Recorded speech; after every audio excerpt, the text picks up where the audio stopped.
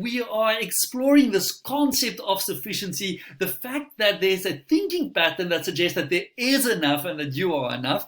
And I think in our last session, Tammy posted a question where she said that, is there any evidence in your life that there is sufficiency? Is there any evidence in your life that there is enough?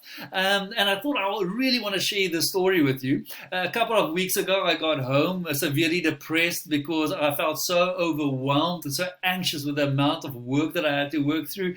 And I actually sat down at the table and I wanted to prove to my wife that there is not enough time. There is not enough time. And so I said, I'm going to go from a bit of a scientific approach. I'm not just going to say I feel like there's not enough time. I'm going to start building a spreadsheet to prove that there's not. And so what I've done is I've jumped into this activity. It's called the life balance wheel. You can Google it and find it, but I'll also attach a copy for you. And in this balance wheel, Bernard Zimmerman, he's a coach, I think he's a psychologist from Germany. He actually split your life into all these sections. He says, well, when we look at your life, this is kind of your life. There's the health part, the work part, the social part, the family part. This is your life. And then what he asks you to do in this activity is he says, what I want you to do is I want you to go and plot a few things on this wheel. For example, between 1 and 10, how well is it going spiritually with you? Between 1 and 10, how well is it going at work? And so it's a very cool activity to do. And I will attach this to for you, and you can work through it. Like I say, it's a fun one to do to see how balanced your life is.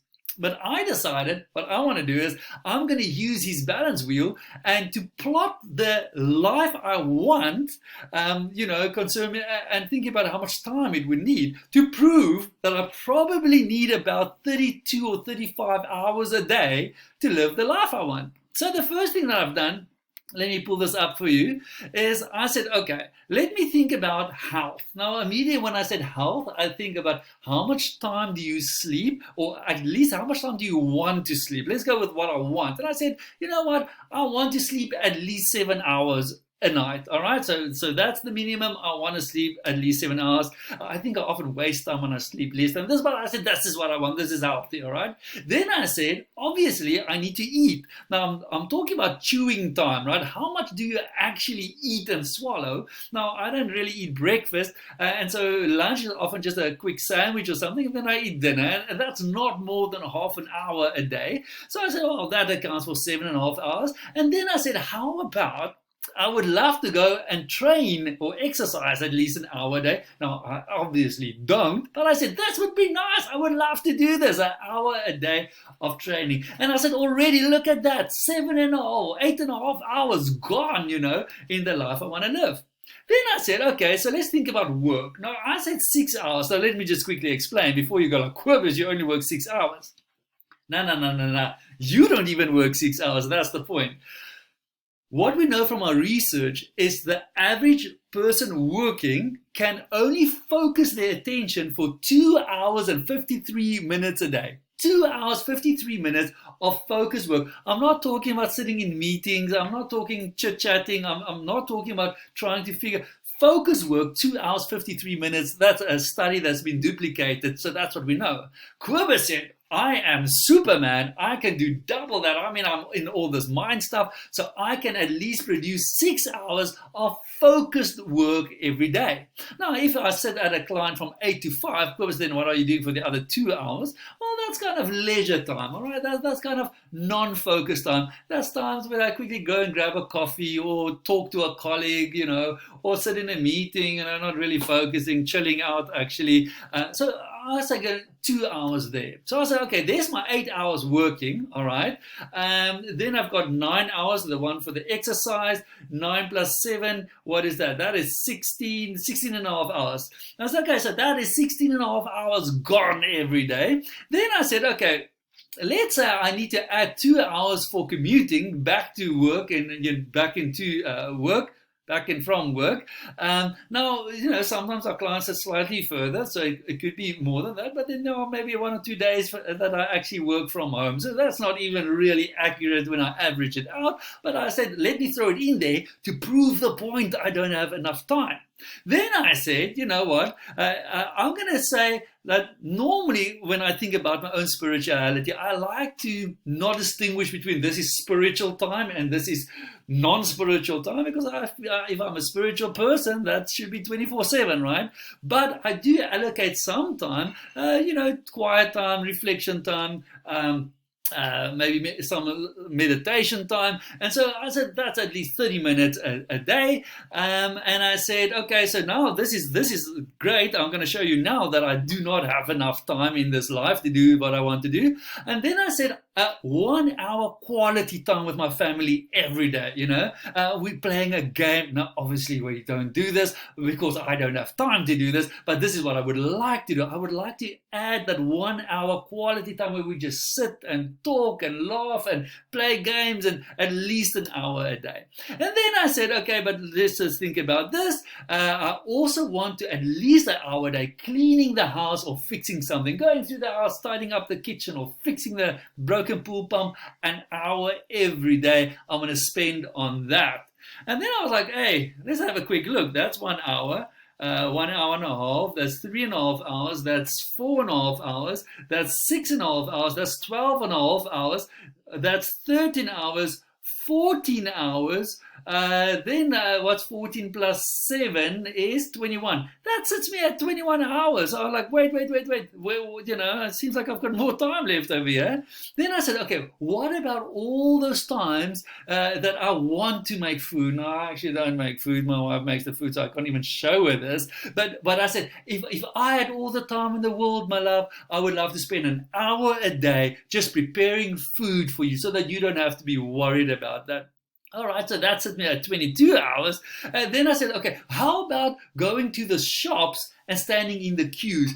In the queues for buying stuff, of shopping itself, or maybe getting my car license sorted, or getting, but these days I can get my car license actually online, and I can get food delivered at my doorstep, so I actually don't even have to go to the shops. But let's say I do. And I say I spend 2.5 hours a week just standing in queues at the bank, which I don't, but let's say I do. That averages a half an hour a day. I said, because that's half an hour. And then I said, let's say I read at least half an hour a day, or listen to a TED Talk for half an hour a day.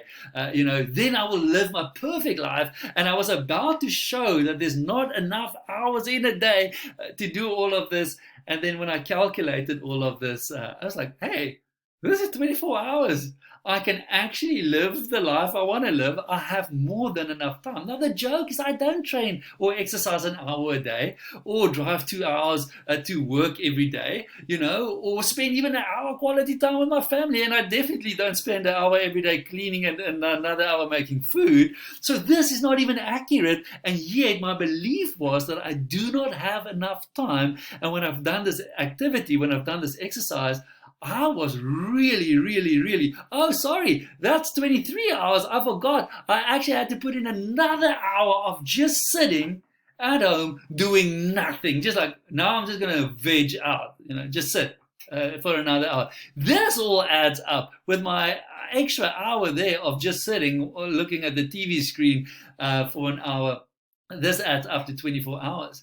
And so what I've realized, it was such a moment for me, that because I believe I have no time, and this is just a scarcity belief, I do not have enough time. Because I have the belief that I don't have enough time, it also made me not engage. I don't want to clean the house because I don't have enough time for that as well.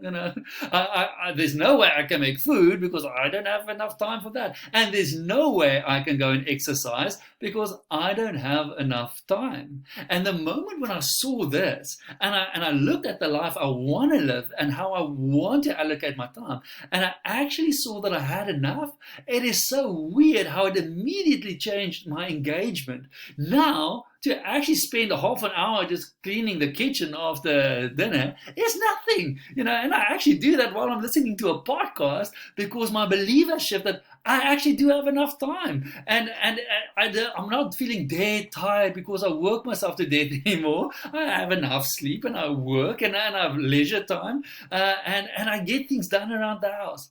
So what I want to say is, what I've realized is my belief that I didn't have enough time caused anxiety, feeling overwhelmed, and made me not being able to engage in stuff. I would find myself laying in front or on the couch for 4 or 5 hours before I go to bed because I believed I had no time.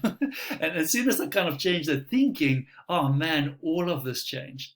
I want to challenge you. I want to challenge you to think about where you don't have enough and really start thinking, is this a lie that we bought into that caused me to act in a certain way and maybe being disengaged? If you think about it, Cobus has exactly the same amount of time than Elon Musk. I mean, we've got exactly the same amount of time. The same amount of time than Albert Einstein. The same amount of time than Leonardo da Vinci or Leonardo DiCaprio. The same amount of time as Mother Teresa. The same amount of time. It's just weird that I think how what we believe about if we have enough actually affects the way we go through life. I just wanted to share this with you. This was a mind-blowing experience or exercise for myself. Go and think about, do you have enough? Do you actually have enough?